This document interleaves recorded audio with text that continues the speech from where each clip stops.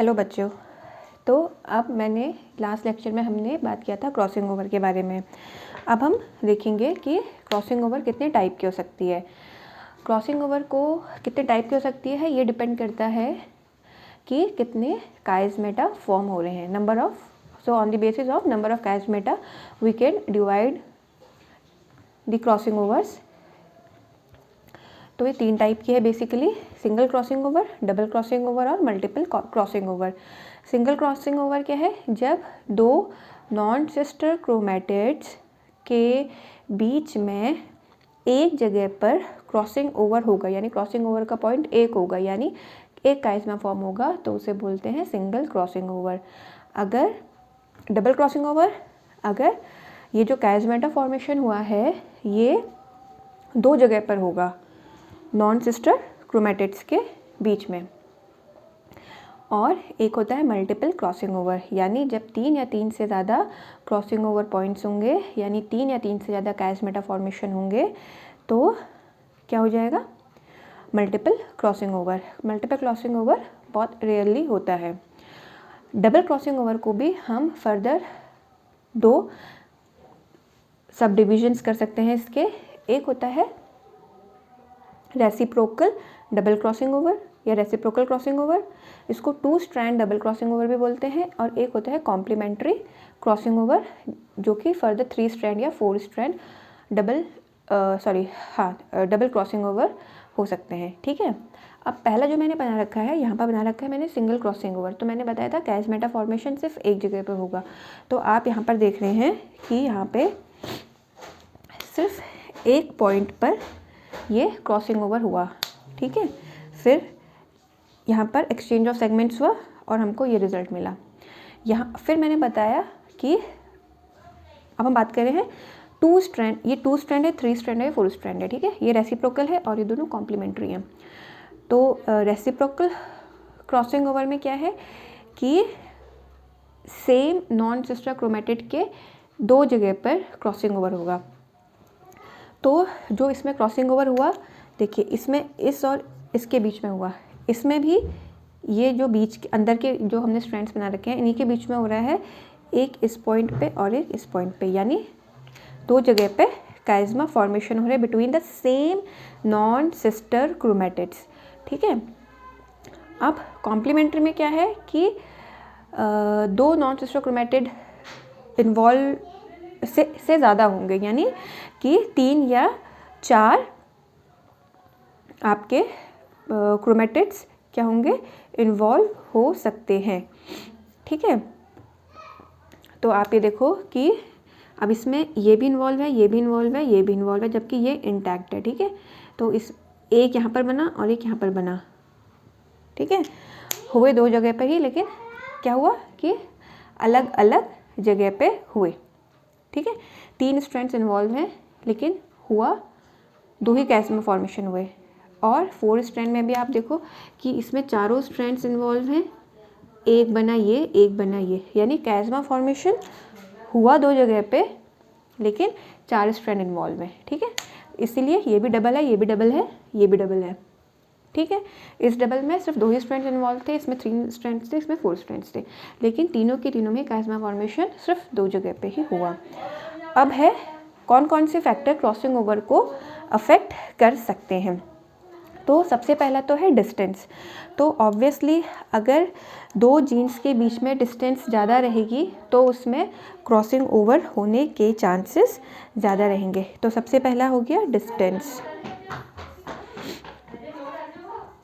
तो जितना ज़्यादा डिस्टेंस उतना ज़्यादा क्रॉसिंग ओवर होने के चांसेस, जो कि लिंकेज का एकदम अपोजिट है। ठीक है। एज, ये देखा गया है कि जैसे जैसे एज बढ़ती है वैसे वैसे क्रॉसिंग ओवर की फ्रीक्वेंसी कम होती है। फिर है एक्स-रेज। ये देखा गया है कि अगर एक्स-रे का एक्सपोजर किया जाए तो क्रॉसिंग ओवर होने की फ्रीक्वेंसी बढ़ जाती है। फिर है टेम्परेचर। टेम्परेचर का देखा गया है कि अगर टेम्परेचर में वेरिएशन हो, ठीक है, नॉर्मल से डेविएशन हो, तो क्रॉसिंग ओवर होने की फ्रीक्वेंसी अगेन बढ़ जाती है। फिर है लोकेशन। ये देखा गया है जनरली कि जो एंड्स होते हैं यानी जो टीलोमियर्स होते हैं, ठीक है, और जो सेंट्रोमियर के पास जो जीन्स होते हैं उसमें अगर वहाँ पे जो है क्रॉसिंग ओवर होने की फ्रीक्वेंसी क्या होती है, कम हो जाती है, ठीक है। अगर जीन की लोकेशन नियर दी एंड्स हो या फिर सेंट्रोमियर के पास हो, नियर दी सेंट्रोमियर हो, तो फ्रीक्वेंसी ऑफ क्रॉसिंग ओवर कम हो जाता है। उसके बाद है सेक्स। सेक्स बेसिकली हम में ज़्यादा वो इतना वो नहीं है क्रॉसिंग ओवर में ह्यूमंस के लिए, लेकिन ये देखा गया है कि बहुत सारे एनिमल्स में ये देखा गया है कि जो मेल्स में क्रॉसिंग ओवर होता है उसका जो चांसेस होते हैं, जो फ्रीक्वेंसी होती है वो कम होती है। और ये मेल ड्रोसोफिला होता है, इनफैक्ट उसमें जब स्पर्म फॉर्मेशन के टाइम पे जब मियोसिस होती है ऑब्वियसली, तो उसमें ये देखा गया है कि उस समय कोई भी क्रॉसिंग ओवर नहीं होता है, ठीक है। तो ये सर्टेन एनिमल्स के केसेस में है सेक्स का फैक्टर। अब सिग्निफिकेंस क्या होगी क्रॉसिंग ओवर की? तो पहला तो ये है सिग्निफिकेंस कि आपको नए कॉम्बिनेशंस मिलेंगे, ठीक है। कोई भी चीज़ हम पढ़ते हैं तो उसकी सिग्निफिकेंस या इम्पोर्टेंस क्यों इम्पोर्टेंट है, तो पहला तो है कि आपको नए कॉम्बिनेशंस मिलेंगे, जिससे क्या होगा कि कोई अगर किसी पर्टिकुलर स्पीशीज़ में उससे वो नया जो कॉम्बिनेशन मिला अगर वो ज़्यादा अच्छा है नेचुरल सिलेक्शन के लिए, तो ऑब्वियसली उसे आगे जाके एक नई स्पीशीज़ बन सकती है। बहुत साल की प्रोसेस होती है, ठीक है। ऐसा नहीं है कि जब भी स्पीशीज़ का फॉर्मेशन होता है, इवोल्यूशन ऑफ स्पीशीज़ होता है, वो एक लाखों सालों की प्रोसेस होती है, ठीक है। तो पहला तो ये है। दूसरा कि इसने हमको linear arrangement of genes, crossing over से हमको ये कंफर्म हुआ, इस्टेब्लिश हुआ ये कॉन्सेप्ट कि जीन्स लीनियरली अरेंज होते हैं, किसमें? क्रोमोसोम में। दूसरा कि ये हमको हेल्प करता है जीन की लोकेशन फाइंड आउट करने में, जीन की लोकेशन क्रोमोसोम में कहाँ पर है ये देखने में हेल्प करता है। तो इसीलिए ये हमें, अभी हम क्रोमोसोमल मैपिंग पढ़ेंगे, तो मैपिंग ऑफ क्रोमोसोम, तो क्रोमोसोम की मैपिंग में ये हेल्प करता है। तीसरा ये जो है यूज़फुल रिकॉम्बिनेंट्स बनाने के काम आता है, ठीक है। हम यूज़फुल रिकॉम्बिनेंट्स बना सकते हैं कैरेक्टर्स को लेके प्लांट और एनिमल्स में, तो नई वैरायटीज़ ये हमको डेवलप करने के काम आता है। तो बच्चों ये था significance of crossing over. Next lecture खैर वो बहुत छोटा सा है, इसी में हम आगे देखते हैं कि क्रोमोसोम मैपिंग क्या होती है।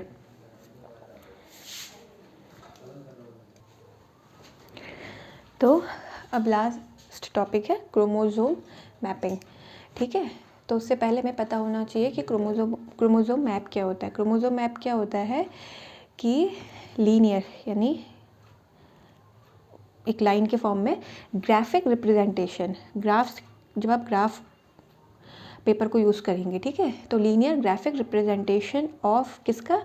Sequence and relative distance of various genes present in a chromosome. किसी क्रोमोसोम में जो वेरियस जीन्स, जो भी जीन्स प्रेजेंट है उनका सीक्वेंस और उनके बीच की रिलेटिव डिस्टेंस को जब आप लीनियरली एक ग्राफिक उसका रिप्रेजेंटेशन करेंगे, ग्राफ के फॉर्म में से रिप्रेजेंट करेंगे, तो उस मैप को हम बोलते हैं क्रोमोसोम मैप या लिंकेज मैप या जेनेटिक मैप, ठीक है। और जो मेथड है क्रोमोसोम मैप को प्रिपेयर करने के लिए किसी भी स्पीशीज़ के या किसी भी स्पीशीज़ के जो क्रोमोसोमल मैप को आप प्रिपेयर करते हैं, तो उस मेथड को हम बोलेंगे chromosome mapping, correct. Chromosome mapping में बेसिकली आप क्या देखते हैं कि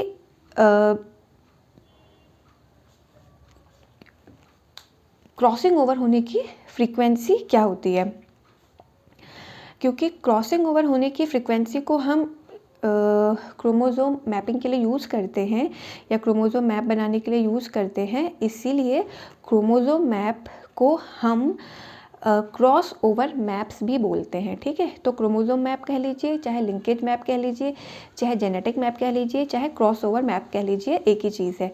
देखिए, क्रोमोज़ोम मैपिंग दो चीज़ों पर डिपेंड करती है। पहला है, या दो चीज़ों पर ये हम कह सकते हैं कि दो जो जेनेटिक प्रिंसिपल हैं उसके बेसिस पे ये हम क्रोमोज़ोम मैपिंग कर सकते हैं। क्योंकि पहला तो ये है कि जो जीन्स हैं वो किसी भी क्रोमोज़ोम में लीनियरली अरेंज्ड है। अगर किसी भी क्रोमोज़ोम में जीन्स लीनियर सीक्वेंस में नहीं होते तो हम क्रोमोज़ोम मैपिंग नहीं कर सकते थे। तो पहले तो ये, और दूसरा ये कि दो जीन्स के बीच में क्रॉस ओवर होने की फ्रीक्वेंसी, यानी उनके चांसेस, उनकी फ्रीक्वेंसी कितनी होगी वो डायरेक्टली डिपेंड करेगा, डायरेक्टली प्रोपोर्शनल है डिस्टेंस बिटवीन देम, कि उन जीन्स के बीच में क्रोमोज़ोम में कितनी डिस्टेंस है। यानी अगर उनके बीच में डिस्टेंस ज़्यादा होगी तो क्रॉसिंग ओवर होने की फ्रीक्वेंसी भी ज़्यादा होगी। ठीक है, ज़्यादा क्रॉसिंग ओवर होगा। डिस्टेंस कम होगी तो क्रॉसिंग ओवर होने की फ्रीक्वेंसी कम हो जाएगी और लिंकेज के चांसेस बढ़ जाएंगे। इसीलिए मैंने बोला कि हम क्रोमोज़ोम मैप को क्रॉस ओवर मैप्स भी बोलते हैं, क्योंकि जो क्रॉसिंग ओवर होने की फ्रीक्वेंसी है वो हम यूज़ कर रहे हैं किसके लिए, क्रोमोज़ोम मैप को बनाने के लिए। ठीक है, इसीलिए इन्हें क्रॉस ओवर मैप्स भी बोलते हैं। अच्छा, अब देखते हैं कि रिकॉम्बिनेशन फ्रीक्वेंसी कैसे निकालते हैं। तो किसी भी रिकॉम्बिनेशन की जो फ्रीक्वेंसी है या जो क्रॉस ओवर वैल्यू है उसका एक फॉर्मूला है, total number of recombinants in test cross, कि आपका जब टेस्ट क्रॉस होगा तो कितने रिकॉम्बिनेंट्स बने upon total number of progeny of test cross, यानी जब टेस्ट क्रॉस हुआ तो कितनी प्रोजेनी बनी। जैसे आपको पता है, जल्दी से देख लीजिए, ये टेस्ट क्रॉस है, ठीक है, जिसमें ये F1 हाइब्रिड होता है, और इसको हम किससे करते हैं, इसको से मिटा देते हैं, इसको हम किससे करते हैं, जो रिसेसिव पेरेंट होता है। तो इसमें कितने सारे आपके बनते हैं, RT RT RT और RT RT RT और RT। ठीक है, और इसका सिर्फ ART बनता है। तो आपके कितने,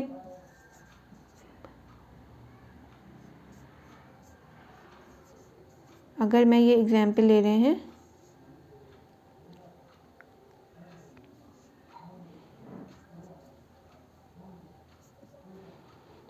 और एक आपका बना, ठीक है, तो इसकी कैसे निकालेंगे हम कि कितने रिकॉम्बिनेशन बने। ठीक है, रिकॉम्बिनेशन आपका क्या बना, 2, और कितनी प्रोजेनी बनी, 4, 1 2 3 4। तो क्या हो जाएगा, number of recombinants in test cross क्या हो जाएगी इसकी वैल्यू 2, कितने प्रोजेनी बने 4 × 100, तो 50% है ना। इसको सॉल्व करोगे तो 50% आ जाएगा। ठीक है, अब बात करते हैं मैप यूनिट। मैप यूनिट क्या होता है कि जब दो जीन्स के बीच में रिकॉम्बिनेशन या फिर क्रॉसिंग ओवर होने की फ्रीक्वेंसी 1% होती है तो उसे हम एक मैप यूनिट या एक मॉर्गन बोलते हैं। मैप यूनिट का दूसरा वो है मॉर्गन। ठीक है, अब लास्ट है इम्पॉर्टेंस ऑफ क्रोमोज़ोम मैप, यानी क्रोमोज़ोम मैप की क्या इंपॉर्टेंस है। तो पहला तो ये है कि क्रोमोज़ोम मैप जो है वो किसी भी स्पेसिफिक क्रोमोज़ोम में हमें एग्जैक्ट लोकेशन और सीक्वेंस देता है अलग अलग जीन्स का, यानी जीन्स का क्या लोकेशन है और क्या उनका सीक्वेंस है। दूसरा कि ये कंफर्म कर रहा है कि जैसे क्रॉसिंग ओवर कंफर्म कर रहा था, तो ये भी कंफर्म कर रहा है कि किसी भी क्रोमोसोम्स में जो जीन्स हैं वो लीनियरली अरेंज्ड होते हैं। तीसरा कि ये हमको डाई हाइब्रिड और ट्राई हाइब्रिड क्रॉसेस के रिज़ल्ट को प्रिडिक्ट करने में कि उनके क्या आएंगे हमको हेल्प करता है। और चौथा लास्ट कि ये हमको बताता है कि लिंकेज, दो जीन्स के बीच में लिंकेज की क्या स्ट्रेंथ होगी और रिकॉम्बिनेशन की क्या स्ट्रेंथ होगी। तो अब हम नेक्स्ट जो हमारा लेक्चर होगा उसमें हम स्टार्ट करने वाले हैं again very important topic, mutation. तो अगर आपको आज का लेक्चर समझ में आया होगा तो प्लीज़ इसे लाइक, शेयर एंड सब्सक्राइब ज़रूर करिएगा। Thank you.